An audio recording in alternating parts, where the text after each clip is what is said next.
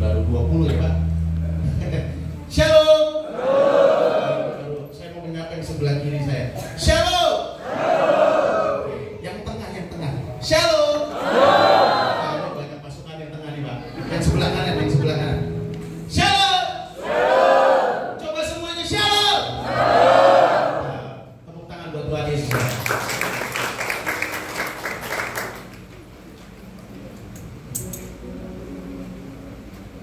Saya boleh minta ya, IPW boleh lihat ya. Oke. Pagi hari ini terima kasih buat Bapak Gembala tempat ini yang sudah memberikan kesempatan saya untuk boleh menyampaikan sedikit karena firman Tuhan yang mau saya sharingkan tempat ini. Saya percaya ini bisa menjadi berkat buat kita semua di penghujung tahun ini di bulan Desember 2023. Saya datang ke tempat ini bersama dengan rohani saya, Ibu Evi, bersama dengan teman-teman saya, ada pendeta senior saya, Bapak Abraham, ada Bapak Ranto di sini, dan teman saya Pak Abe, dan Ibu Chandra, dan Dita. Udah ada yang kenal saya ya? Nama saya Jackson Pak. Ya, siapa namanya Pak? Keren gak Pak? Waduh, keren itu kayaknya agak berat gitu ya Pak ya. Tolong jangan terintimidasi, tolong dibebaskan dulu setiap intimidasi itu keren. Iya, namanya keren. Betul, namanya keren. Keren ya. Sepakat keren? Nah sekarang saya mau pertanyaan kedua. Orangnya keren? Ya. Saya voting. Yang bilang orangnya keren, boleh angkat tangannya. Waduh. Kurang dekat kayaknya. Ya. Oke. Biasanya kalau semakin mendekat bicara itu yang mendengar itu semakin dekat gitu ya. Oke. Nah ya, yang sebelah sini dulu biar adil. Di sini yang bilang orangnya keren, angkat tangannya bagaimana? Bener kan? Terbukti omongan saya. Semakin dekat jarak kita, maka semakin banyak jempolnya. Amin. Oke. Nah yang di tengah, yang bilang saya keren, coba angkat tangannya Pak. Oh yang di depan, berarti yang main abstain ya. Oke, golput ya.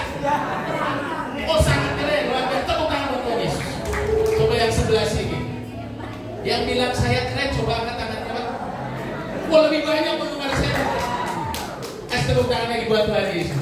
Tapi saya bilang sama saudara, yang bikin keren itu pencipta saya, yaitu Tuhan Yesus Kristus. Amin. Jadi barang siapa yang tidak mengangkat tangan, berarti tidak mengakui bahwa pencipta saya adalah yang keren. Amin. Sekarang saya tanya lagi, siapa yang berani bilang saya tidak keren, boleh angkat tangannya. Kasih tepuk tangan buat Tuhan Yesus. Soalnya mukanya agak tegang Pak. Saya kalau mukanya tegang, saya yang grogi Pak. Ya pagi hari ini saya membawa satu tema ya, ibadah yang sejati Bapak Ibu. Ibadah yang sejati sering kita dengar, amin. Mungkin Bapak Ibu sering membawakan tema ini kepada jemaat dan bahkan dalam pelayanan kita semua. Ibadah yang sejati, kita tahu bahwa ibadah itu harus keluar dari hati setiap kita, amin. Ibadah yang bukan karena rutinitas, ibadah yang bukan karena sebuah jadwal, atau bahkan ibadah yang karena harus dipaksa. Amin. Sepakat sama saya? Ibadah yang sejati adalah ibadah yang keluar dari hati setiap pribadi kita. Saat kita angkat tangan, Tuhan turun tangan kepada kita. Saat kita menaikkan doa, Tuhan menjawab doa kita. Saat kita butuh kesembuhan dan kita angkat tangan, yang kita cari bukan kesembuhan, tetapi sumber pembuat kesembuhan, yaitu Tuhan Yesus. Amin. Amin Bapak Ibu. Hari ini kita jangan tertipu saudara. Kita jangan cari kesembuhannya. Kita jangan cari berkatnya. Kita jangan cari pemulihannya aja. Tapi kalau Bapak Ibu temukan sumbernya, maka itu tidak akan pernah berhenti mengalir dalam hidup setiap kita. Sumber kehidupan, sumber kesembuhan, sumber pemulihan itu akan terbuka di dalam hidup kita. Amin. Di sini saya mencatat bahwa pekerjaanmu, pelayananmu adalah penyembahan kita. Pekerjaan saudara di kantor, pelayanan saudara di gereja apapun aktivitas yang saudara lakukan, itu adalah penyembahan saudara dan saya kepada Tuhan. Amin. Nah, di sini saya mencatat pekerjaan kita, aktivitas kita, sekolah kita, itulah ibadah kepada Tuhan. Saya kasih contoh begini. Kalau anak sekolah atau anak kampus lagi kuliah, lagi ujian, itu teruji, lagi diuji, apakah dia punya roh takut akan Tuhan atau tidak, saudara? Betul? Kalau dia punya roh takut akan Tuhan, sudah pasti tidak akan berani mencontoh. Betul? Dan saudara-saudara, itulah ibadahmu. Kita jangan pernah berpikir bahwa ibadah itu harus naik mesbah, harus naik mimbar, saudara. Saudara jadi asyik, itu pelayanan. Saudara bersihin gereja, itu pelayanan. Saudara beresin bangku, itu pelayanan juga. Amin. Apapun yang terjadi dalam hidup kita, itulah pelayanan. Amin. Coba kasih senyum dulu saudara kanan kirinya. Katakan, kamu ganteng hari ini, kamu cantik hari ini. Haleluya. Papa cantik. Papa cantik. Ya. Nah. Saya semua ganteng-ganteng dan cantik-cantik. Amin. Amin. Karena apa? Karena kita punya Tuhan yang ajaib. Amin. Di sini nggak ada yang tua, percayalah nggak ada yang tua. Ya, nggak ada yang tua. Jiwa muda semua. Tadi saya di belakang lagi nyanyi glory, haleluya. Saya ngobrol dengan bapak yang di belakang, bapak pembala GBI di belakang. Pak, kita berasa kayak lagi ibadah yud ya Pak. Oh iya, lagi ibadah yud. Jadi nggak apa-apa, umur kita boleh 40 ke atas, 50 ke atas, 60 ke atas. Tapi kan saat kita memuji nyembah Tuhan, amin. Kita punya jiwa yang muda, amin, amin. Jadi nanti kalau kita nyanyi lagu praise lagi, ya, saya berharap kakinya nggak ada lemnya, saudara. Ya, kalau tadi kami ada lemnya gitu ya, mau tepuk tangan, entah malu, entah jahit, atau entah takut make upnya luntur, gitu ya, atau bibirnya nanti luntur, bibir merahnya gitu karena keringat gitu ya. Percayalah, Anda akan terlihat lebih cantik saat memberikan yang terbaik buat Tuhan. Amin. Saya mencatat di sini ada 2 poin kenapa harus ada ibadah yang sejati dalam hidup setiap kita. Poin yang pertama, agar nama Tuhan tidak dihujat oleh orang lain. Itu juga ibadah yang sejati. Saudara keluar dari tempat ini, saudara melakukan aktivitas saudara sehari-hari, nama Tuhan dipertaruhkan dalam hidupmu dan hidupmu. Amin. Saat saudara bersosialisasi dengan lingkungan saudara di RT, RW dan lain sebagainya, nama Tuhan dipertaruhkan di situ. Kok bisa Pak? Bisa. Karena orang melihat bahwa kekristenan itu dilihat dari sebuah yang namanya kasih. Amin. Katanya Kristen, kok nggak punya kasih? Kesenggol aja sedikit. Saya nggak ngomong ya Pak. Yang senyum-senyum tahu rasanya ya. Kesenggol dikit seperti singa yang mengaum-ngaum. Ya, itu baru kesenggol, belum ketabrak saudara. Ya, katanya orang Kristen di lingkungannya. Tetapi pas lewat di depan saudara kita, di rumah saudara kita, tidak akan pernah senyum. Seperti tidak kenal. Orang sari aman. Ya, betul? Pernah ngalamin itu saudara? Ya, pernah ngalamin itu? Nah, di saat itulah nama Tuhan kita itu dipertaruhkan. Saat kita keluar dari rumah Tuhan, saat kita keluar dari yang namanya fase sebuah pelayanan, nama Yesus itu harus terus terpancar dari hidup kita. Dari setiap karakter kita, dari setiap apa yang kita lakukan, Yesus selalu harus paling depan dalam hidup kita. Amin. Karena ini bukan saatnya kita main gereja-gerejaan. Amin. Hari-hari ini kita tidak lagi bermain gereja-gerejaan untuk memenuhkan bangku gereja. Tapi hari-hari ini adalah hari-hari di masa akhir zaman, di masa dunia sudah tidak menjadi semakin baik-baik saja. Saudara tahu dengan teknologi itu sudah sangat bisa merusak generasi muda. Dengan internet, anak-anak sudah mulai kenal yang namanya internet dan mulai kecanduan bermain internet. Hari-hari kita sudah mulai digiring dengan hal-hal yang seperti itu, saudara. Gereja Tuhan harusnya kita mulai aware, alarm kita harus mulai menyala dengan cara apa? Kita bangunkan lebih dahsyat lagi api Roh Kudus di dalam tempat ini. Amin. Untuk di luar, kita harus punya yang lebih dahsyat di dalam. Amin. Kalau saudara mau berperang, saudara punya senjata yang mahal, tapi kalau nggak punya pelurunya, bisa perang nggak? Meskipun punya senjata yang paling mahal, nggak ada pelurunya, bisa perang nggak? Nggak bisa, nggak ada amunisi. Tapi ketika saudara berperang dan saudara diperlengkapi dengan senjata, dengan amunisi, dengan pelindung, maka saudara akan bisa berperang dengan baik. Amin. Amin. Sama seperti kita hari-hari. Kita harus memenuhi hidup kita dengan pujian dan penyembahan, dengan firman Tuhan dan deklarasi firman Tuhan. Amin. Membakar api Roh Kudus itu bukan ketika lagi ibadah, Bapak Ibu, tetapi dalam mesbah keluargamu. Saat kau bangun pagi bersama dengan keluargamu, disitulah kita mengajak jemaat-jemaat kita yang hitungan kecil di dalam rumah, yaitu keluarga kita, untuk sama-sama menghadap Tuhan. Amin. Yang poin pertama tadi, jangan sampai nama Tuhan dihujat dalam hidup kita. Yang kedua, kenapa harus ibadah sejati? Yang kedua, agar kita tidak menyalahgunakan atau memanfaatkan hubungan dengan sesama orang percaya. Kadang-kadang orang bilang begini, sesama orang Kristen, saya mau kerja sama si A. Contoh, bosnya ini orang Kristen. Contoh, saya ambil contoh, bosnya ini Pak Ranto. Ya, beliau punya perusahaan tahu tempe. Ya, perusahaan tahu tempe besar dengan banyak karyawannya. Singkat cerita, beliau juga beribadah dan menggembalakan sebuah gereja. Lalu datanglah jemaatnya cukup, Pak Ranto, saya butuh lowongan kerja. Diterima nggak Pak Ranto? Sebagai gembala diterima? Diterima. Kasih, penuh cinta, betul? Seorang gembala pasti akan buka dan memberikan kesempatan buat jemaat bekerja. Tapi ketika berjalannya waktu, jemaat ini ikut kegiatan gereja juga.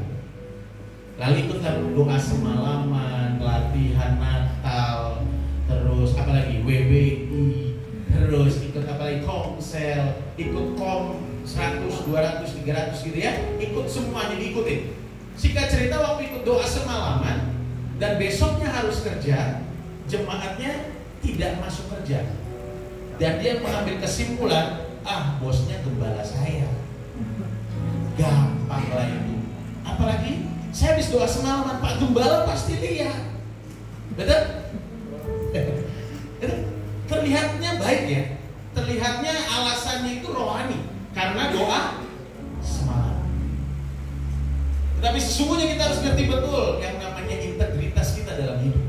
Kita harus menjunjung tinggi yang namanya tanggung jawab kita. Amin. Di saat kita harusnya kerja dan waktunya bekerja, tidak dengan alasan apapun kita tetap harus datang untuk bekerja, meskipun atasan kita adalah gembala kita sendiri. Amin. Tapi terkadang saya sering melihat banyak anak-anak Tuhan itu memanfaatkan hal ini, dan akhirnya ini tidak menjadi ibadah yang sejati. Karena ibadah yang sejati adalah ibadah yang benar-benar harus jadi berkat buat orang banyak, bukan menjadi batu sandungan, Bapak Ibu. Amin. Saudara beribadah, saudara melayani bertahun-tahun, hidup kita harus jadi buah yang bisa dinikmati oleh banyak orang. Hidup kita harus bisa menjadi berkat buat banyak orang. Tapi banyak orang di sana, di Kutub Utara, di sini nggak ada, di Indonesia nggak, di Solo, di tempatnya pinguin itu, ya, yang dingin salju, sana banyak. Itu orang-orang berpikir, saya udah pelayanan, saya udah jadwal saya dari ibadah 1, 2, 3, 4, 5, 6, 7 sampai 1 harian, ya, ibadah dari titik A, titik B, titik C. Tapi setelah hari Senin berantem, cuman masalah sendok berantem. Masalah gak dapat bingkisan Natal berantem. Masalah gak jadi ketua panitia berantem. Masalah gak dipanggil sama gembalanya buat makan, marah.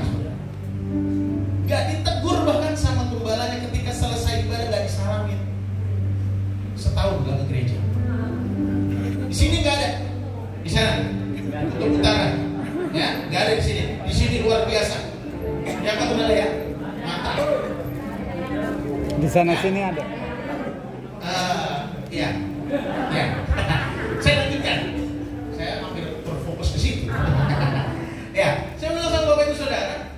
Menjadi ibadah yang sejati itu tidak hanya berlaku untuk jemaat saja, tapi itu berlaku untuk setiap kita para pemimpin. Kita bilang jemaat harus ibadah yang sejati, harus rajin berdoa, harus memuji, menyembah, baca firman. Tapi terkadang sebagai pelayan Tuhan, kita harus cek diri kita. Amin. Kita harus cek diri kita. Apakah kita hari ini masih tetap setia? Seperti lagu yang mungkin sering kita nyanyikan. Kita harus tetap selidiki hati kita, Bapak Ibu. Tetap selidiki sampai di mana cinta kita sampai hari ini dengan Tuhan itu sudah mulai berkurang kadarnya, atau bahkan bertambah.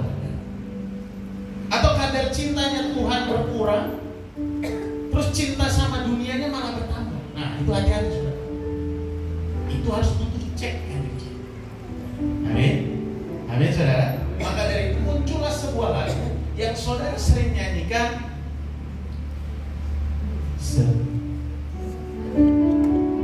Aku lihat hatimu. Lalu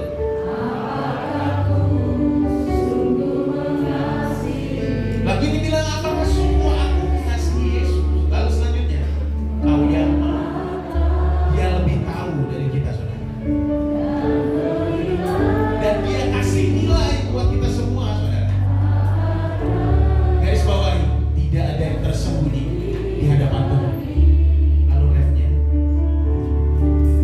aku lihat kebaikan. Dia sudah berikan kebaikan buat keluarga kita. Saudara garis bawahi, tidak pernah habis dalam hidupmu dan hidupku. Dan kita harus berjuang, oke? Berjuang sampai akhir dan didapati oleh Tuhan Yesus. Kita tetap, apa saudara? Setia. Amin saudara. Lagu ini berkata, ku berjuang. Kata ku berjuang, saudara harus fight. Saudara harus melawan. Saudara harus angkat senjatamu. Saudara harus melawan iblis. Itu namanya berjuang. Ada nggak orang berjuang dari kasur? Dalam Yesus. Ada saudara? Mau saat duduk dari kasur. Tuhan terima kasih, saya sudah bangun, tapi matanya masih merem. Tuhan terima kasih, saya sudah mengucap syukur. Aminnya nanti jam 7. Gitu. Tapi lagu ini berkata, ku berjuang sampai garis akhir.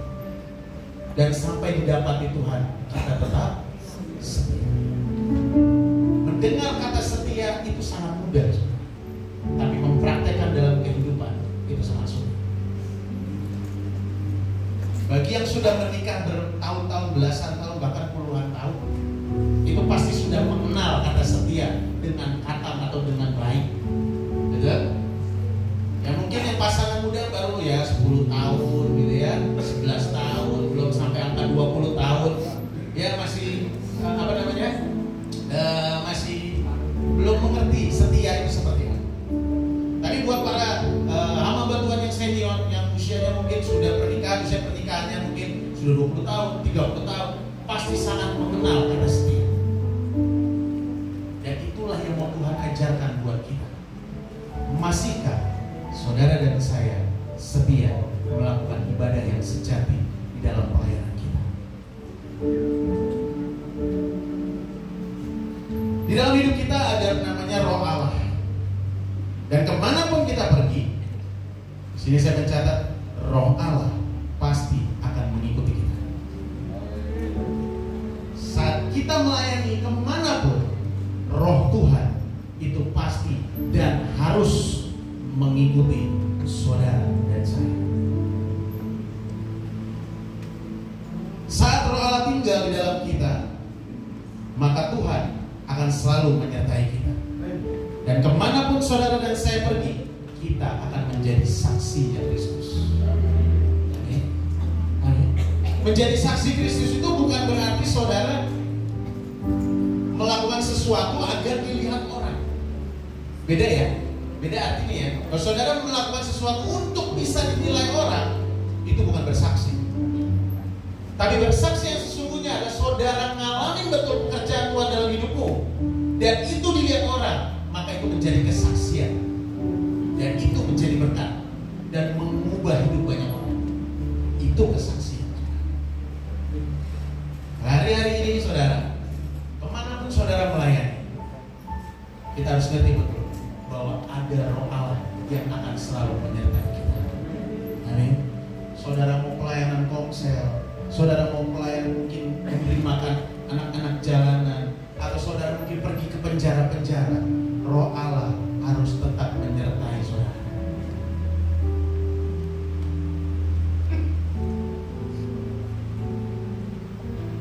Mari buka bersama saya di Kolose 3 ayat yang ke-22 sampai yang ke-23. Kolose 3 ayat 22 sampai 23.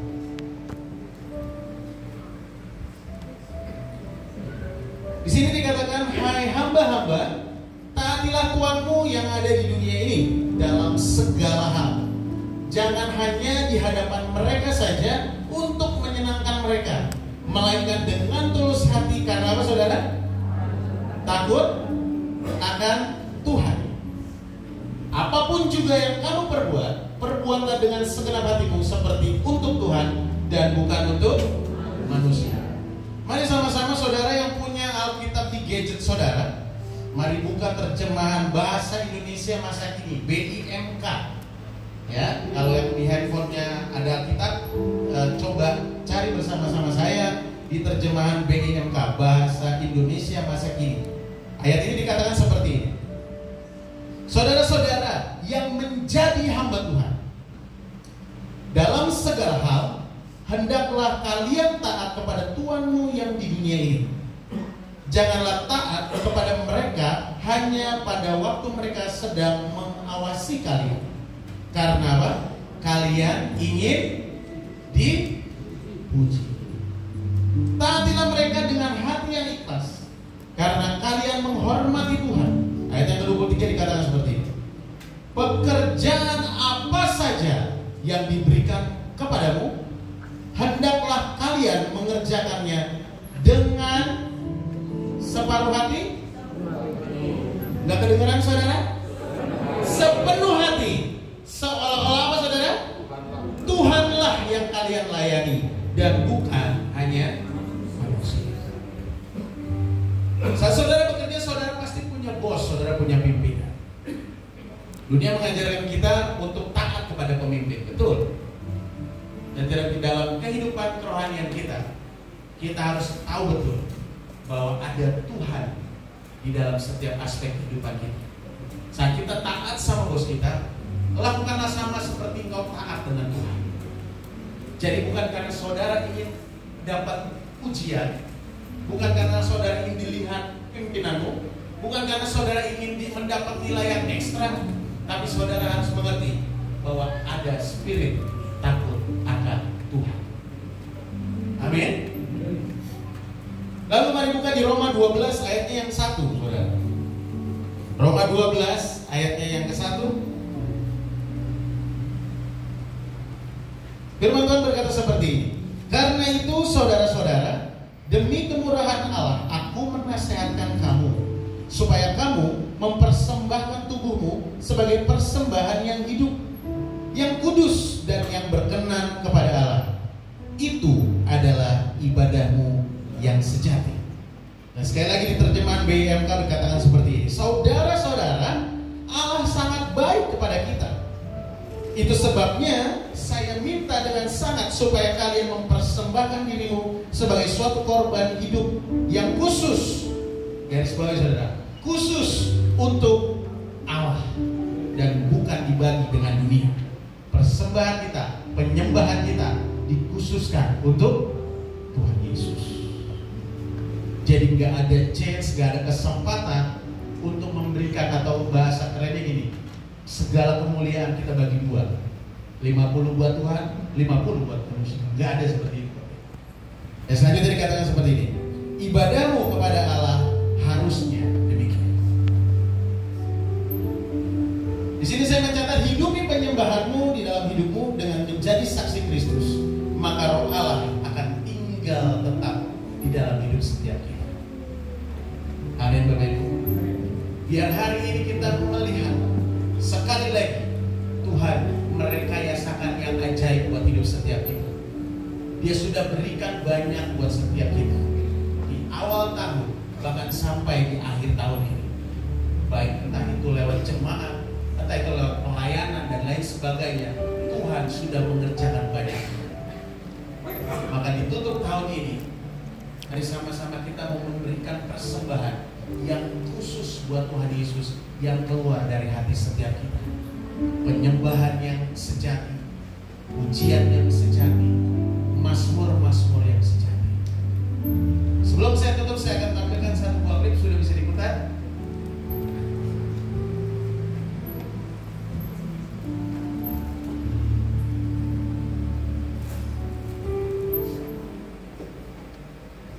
Audionya bisa keluar?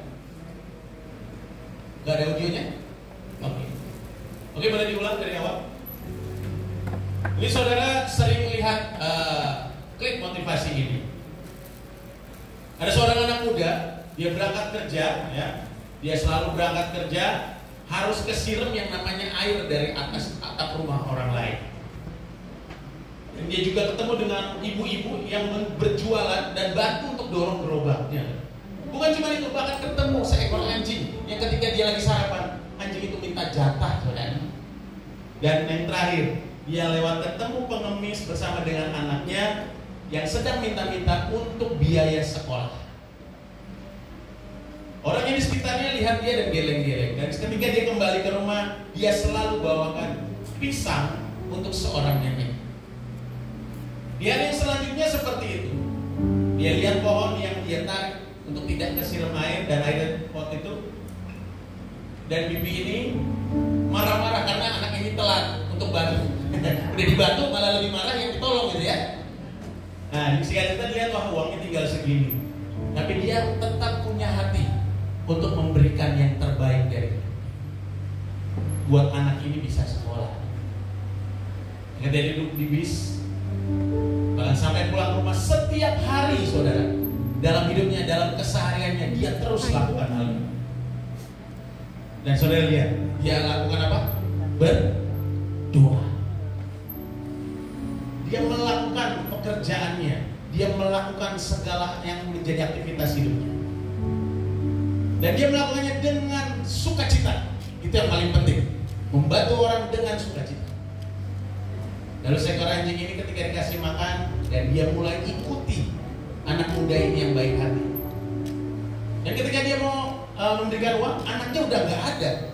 Yang biasanya ada udah nggak ada. Ternyata uang yang selama ini dia berikan itu sudah bisa membuat anak ini sekolah dan bisa membuat anak ini mencapai cita-citanya untuk bisa bersekolah.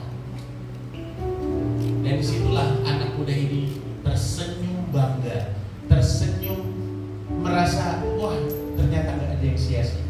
Saudara lihat di setiap dibalik senyuman, dibalik kesejatian, dibalik yang keluar dari hati, itu akan membuahkan berkat yang akan dinikmati oleh Tuhan. Amen. Semua yang sejati yang keluar dari hidup kita itu akan dinikmati oleh setiap orang yang ada di sekeliling kita. Bukan karena kita mau dilihat orang, tapi sekali lagi izinkan yang sejati keluar dari hidup kita.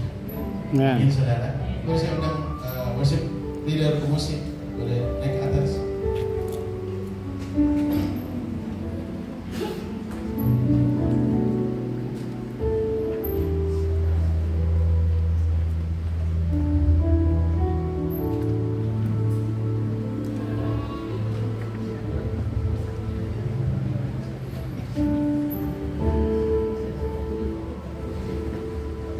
Biar siang hari ini sekali lagi saya mau ajak kita semua Bapak Ibu Saudara, sama-sama kita mau sembah. Dari yang tadi kita dengar dalam firman Tuhan, sekali lagi kita memberikan di akhir tahun ini penyembahan kita yang sejati, ucapan syukur kita yang sejati, yang keluarnya bukan karena kebiasaan. Sekali lagi bukan karena kebiasaan,